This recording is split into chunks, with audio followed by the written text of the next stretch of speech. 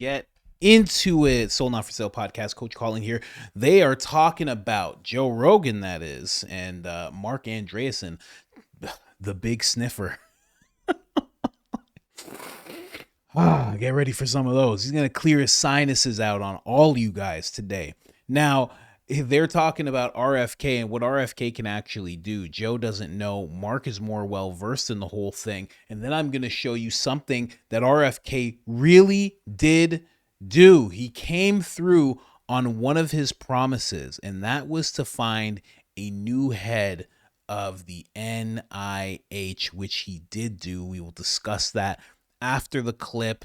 I'm going to show you exactly what they're talking about here and just discussing what RFK can do. I know I went over this a little bit and I've been going over it, but this is the type of stuff that I'm going to go over multiple times because a lot of people, they don't know what kind of power RFK has right now. And maybe you're not staying in tune with the moves that he's making behind President Trump, and you should. So let's get into it. So the other thing I'd say, so I've been down in Florida the last couple of weeks working on some of the stuff happening down there, and one of the things I learned is that the RFK is really in charge of health for the country from here. He's really in charge, and working with the president, and he for all the controversy around some of his positions, like he's this whole he's very serious about this, and a lot of people, including a lot of the most qualified people I know in the field, are like, yes, it is long overdue that we look at the food system, and we look at all just whatever. To your point, the horrible track that we've been on for 40 years, which is just a complete catastrophe. And I think there's this concept in psychology called common knowledge, which is it's something that everybody knows, but yet nobody states out loud. And so it's like known, but then all of a sudden there's a tipping point, and all of a sudden it's not only known, but it's like obvious, and all of a sudden everybody agrees on it. Yes. And this feels like one of those moments where it's like nutrition, behavioral, exercise, like the path that people are on to become obese. Like, no, like this actually needs to be addressed. This is actually a profound issue, and it's we're on the road to hell, and like it has to get fixed. And maybe it gets fixed chemically, and maybe it gets fixed behaviorally or other things. Maybe the culture has to change, but like it has to get fixed. And I've been very encouraged that I think this is now going to be a very big focus area, and not just by the government, but I think also in the culture. I agree, and I'm very encouraged as well. And I think, as we were talking before about a sort of a shift in perspective of the country, I think a shift in perspective of the country towards that being something that you should strive towards. Right. I think that's coming too. I think that's happening right now. One of the happiest moments for me is when I run into someone and they said they were inspired to get fit and healthy from listening to me talking about the benefits of it. And I've talked to so many people that have lost 100 pounds, 150 pounds. They're exercising regularly. They eat healthy. It's fantastic. Yeah. It's one of my favorite things when I run into people that are fans of the podcast. Yeah. So one of my theories on this is that part of this. What happened is something very specific happened during COVID, which is the public health people by and large looked very unhealthy. Yes, they didn't look good. Right. And so you've got these people standing up there telling everybody how they've got to do all the lockdowns and the masks and all that stuff. And Bill Gates should get jacked. That would be very helpful. He's got a lot of money. It would be extremely helpful. Get a trainer when he writes the book and goes on the press tour to talk about public health. Stop eating fake meat. Get a trainer. That would be great. Yeah. It'd be great. By the way, it'd be great for him and his family and society. It would be very reassuring. Bill Gates had a six-pack. I'd listen to him more. That, I think, would be absolutely fantastic. And so, it's just this thing. It's just well, of course. Yes, the people who are telling us all how to live and eat ought to be healthy. And if they're not, clearly. And that's where RFK comes in play. 100%. He looks fantastic. He looks great. Yeah. Yeah, super tight. It's just wow. Yeah, we're taking a picture. I'm like, dude, you're jacked. Back to the dose for a moment. So one of the reasons why everybody became unhealthy is because the government directly put itself into the food system, and specifically high fructose corn syrup. Right. High fructose corn syrup was an artifact of government agriculture subsidies. Right. The country was which was good during World War II because we needed food at one time. Yeah, right. But by the 1970s, we were massively overproducing. Specifically, we were massively overproducing corn, and the corn lobby, the sort of agriculture lobby, became very powerful. And we have this government agency. One of the 450 government agencies is the USDA, and the USDA has a dual mandate. It's to promote U.S. agriculture, specifically things like corn, and it's also to advise us on what we should eat. And they also do the food pyramid, and that's why the food pyramid is upside down, right? For all those decades, where we're supposed to eat carbs and not protein and fat, was because literally this just the agency that's responsible for promoting agriculture. And then that agency, it's inserted itself through laws, regulations, and this kind of administrative pressure.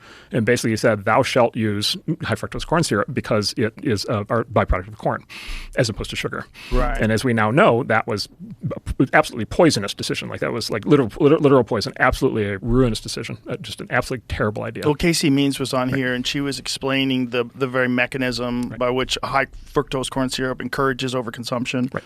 And then it's essentially like it's an evolutionary thing that like where bears would eat like a bunch of berries to get fat for the winter. Right. It's like these high fructose corn syrup encourages you to overconsume. Yeah, we were not supposed to be eating this. Like this was not supposed to. And it would not have especially happened. Drinking it. 100%. Like 100%. And so, but this would not have happened had the government not made it happen. And so it traces directly back to a government decision to do that. Now they didn't understand the consequences, but that's kind of the point, which is they interfered without understanding the consequences. Right. And so that's the kind of thing where you look at it and you're just like, all right, like. And then you're 40 years later and you're still doing it, right? And then and then at some point you know what the consequences are, and then at some point there's a question of whether they're being covered up, right? And it's just like, okay, at some point this has to stop, right? And literally they just need to stop. Like they just need to stop subsidizing corn. They need to stop forcing the food companies to do this. They just need to stop. And so this goes back to like the regulatory reform thing, which is like there's just like tremendous amount of this that may have been good intentioned at one point, but sitting here today we're living with these horrible downstream consequences, and unless somebody steps in with a hammer, none of this is going to happen. And they also have the insane amount of money that's involved because R.J. Reynolds, these tobacco companies, when they were getting sanctioned, they were getting in trouble, they decided, well, let's buy all these food companies. Right. And so now these same companies that lied about whether or not cigarettes are addictive and cause cancer, now these same companies are pushing super unhealthy food on people, or at least selling super unhealthy food to people, which I think you should be allowed to buy. Right. I think you should be allowed to buy whatever the you want. I'm all for that. But I do think we should be like much more aware of what's actually going on, like you're saying, and why this stuff is in there in the first place. Right. Well, and then you get into these other, more delicate questions, but it's like, okay, food assistance programs for like, low-income people and low-income children. It's like, okay, should they be, do we want little kids who have no control over this to end up on the receiving end of this food production pipeline, paid for with government money and being 300 pounds by the time they're 18? Right, and cheaper than other food. And cheaper than other foods because they're subsidized. Right. Because they're subsidized. And so, and you have this very perverse outcome where you have these government officials who have been standing up there for 40 years saying, we're protecting you, and what's been happening is they've been poisoning us. Yeah. And so stuff like it just needs to stop. And that's where you need something like the Doge. So and somebody like President Trump. What would they be able to do to mitigate a lot of these issues? Like, how would they, if you want to, would you make it illegal to put high fructose corn syrup as an ingredient, or would you simply stop subsidizing? Like, and how would that work within the government? Like, how would you apply something like that? Yeah, I think there's three things you can do, two of which involve direct action, and then the third is maybe even the most important. So one is you can just stop doing things that are harmful. You can stop doing things. The government can stop subsidizing bad things. That's an example. I'll give you an example. It's a parallel thing. If you want to clean up the universities, you need to stop feeding them student loans, right? So the government should stop paying for things that are clearly harmful. So that's one. And then two is, look, there may be a role for additional protections or prohibitions. And so, for example, maybe you let people freely buy all the Oreos they want, but maybe you can't get them with food assistance programs so that kids who have no control over it are not being poisoned. And so you maybe do that. But I always think that the third thing is culture. Like there's always a temptation with these discussions because the government's so powerful to talk about what the government does or doesn't do. And I think so much of this has to do with the culture. It's actually upstream or downstream from politics, which is like what is the cultural tone of the country? Right. What's the value system? Right. What are the role models? Right. Right. What are people being inspired to do? Also, what form of shaming is in effect? Like, what are we not going to tolerate? Take the perverse fat studies. Like, are we going to glorify obesity? Right. Right. No.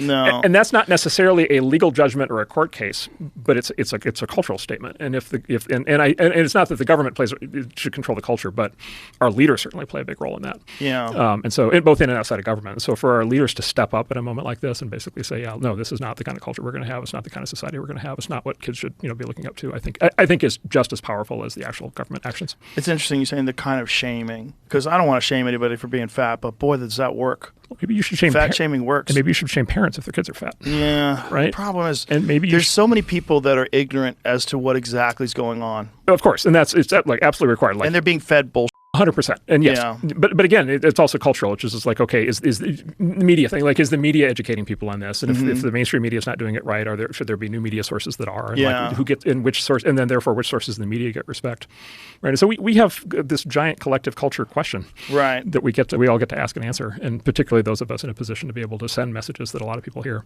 So that will help. Yeah. That will help move the needle. And but what specifically can RFK Jr. do once he actually gets in? Oh, I mean, there's. Oh, yes, tremendous. He'll have, Secretary of HHS. He has very broad, I would say, a very broad ability to look at this holistically inside the government. What kind of pushback is there going to be against that? Like, that seems like a wild amount of money is going to be lost. Yeah. So there's the work that the cabinet secretaries, like he will be doing formally, and then there's the work that the Doge and the president will be doing kind of in parallel with that, and there will be some convergence between those. And we'll see. There's the potential here for quite dramatic action on a lot of these fronts.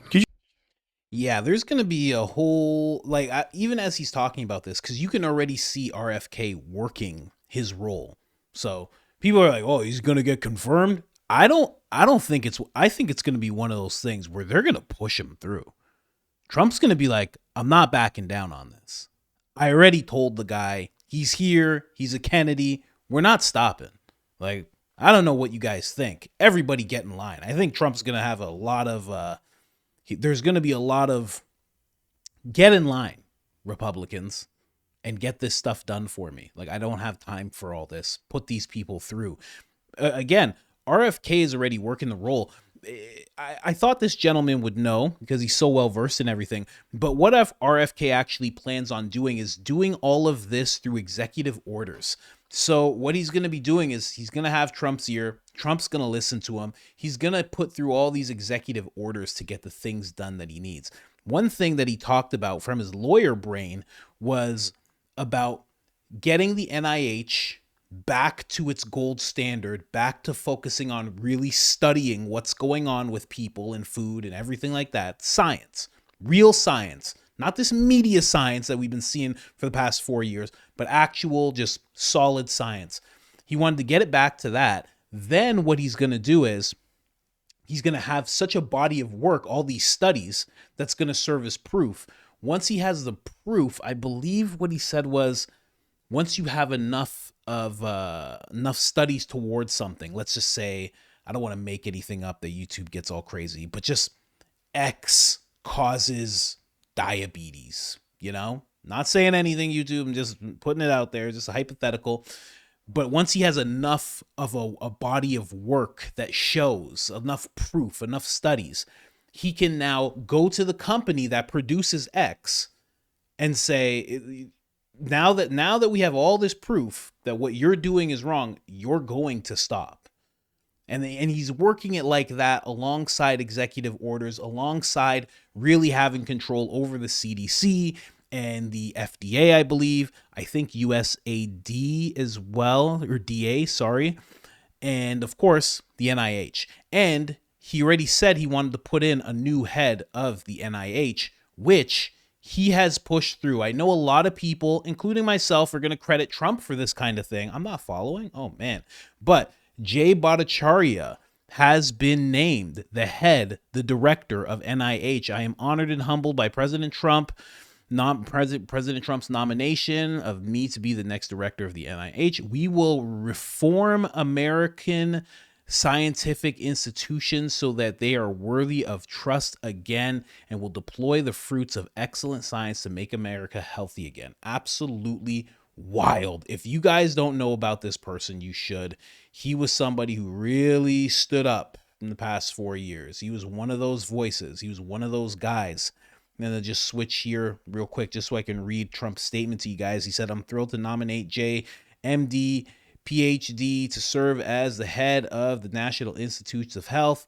Jay will work in a corporation with Robert F. Kennedy to direct the National's medical research. Again, going back to research, RFK is going to be heavily relying on research.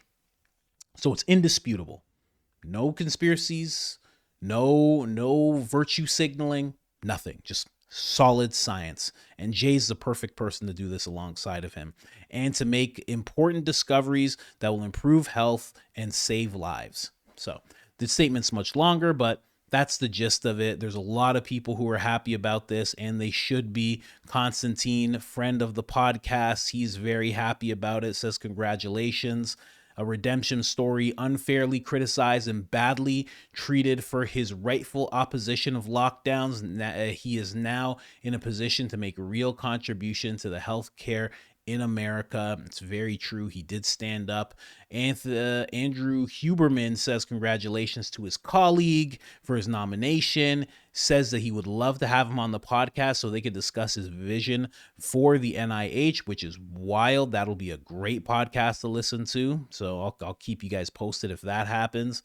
Then we have somebody here who's actually more in the left side of things, actually saying that Jay is a fundamentally smart and very qualified person. The mainstream is now looking for people to say, hey, tell us how unqualified this guy is. And no one's willing to do it, because despite him having these views that a lot of the scientific community disagreed with, everybody knows that he is a solid pick. Kaylee Means, what a bold transformation to pick a pick by Donald J. Trump for NIH Director.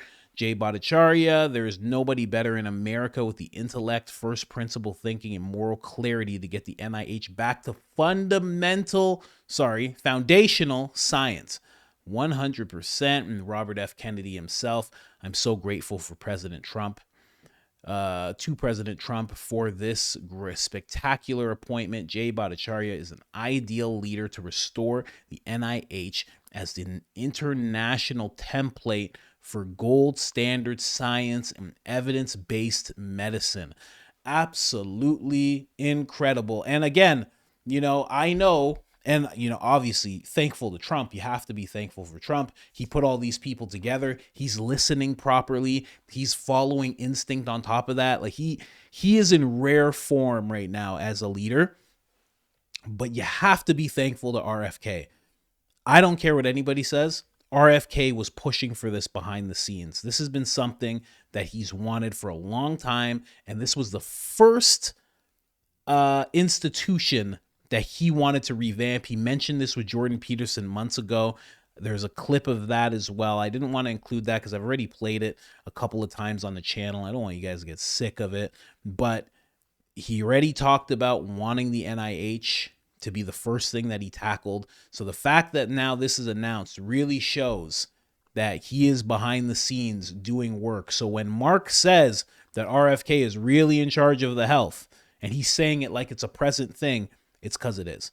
I don't think they're waiting around. They didn't wait around. Usually when this whole thing of transition, usually they're doing it now is when the transition stuff starts. Trump was planning this transition months ago, according to Tulsi Gabbard. She said it was happening at least, 4 months ago. They already started thinking about it. They already started tapping people, finding out who's trustworthy, who's not, who makes the most sense, where can they put RFK. They wanted RFK as the VP, but then they, settled for him being in the position he's in now. There's a whole lot to it, man. President Trump is doing a great job, but RFK is definitely keeping his promise. So all those voters who went from RFK to Trump because they trusted RFK, your vote of confidence is in the right hands right now. RFK is doing a tremendous job. I can't wait to see what else he does. Now that this person is the head of the NIH, you are going to see things actually change. Now, of course, it's a more dry subject. It's going to be a lot of research and things of that nature. But the fact that people are being put in place where we can now look and say, without saying too much, 2020 won't happen again. It won't happen the way that it happened, because now the people who are the heads are people who will actually look at things rationally. I'll say that. And that's a godsend, because to have all that happen again, I don't know about you. I've talked about it before. I had a good job, a very good job, and I had to go to delivering food and making like $6 an hour. It was terrible. I had to work 13, 14 hours a day. It was the worst. So anyways, guys, just wanted to say all that. RFK, thank you so much. Donald Trump, thank you so much. Good things on the horizon. They won't get everything right, but this they got right. Like, subscribe, turn on the notifications. It helps the channel tremendously. And other than that, I'm out.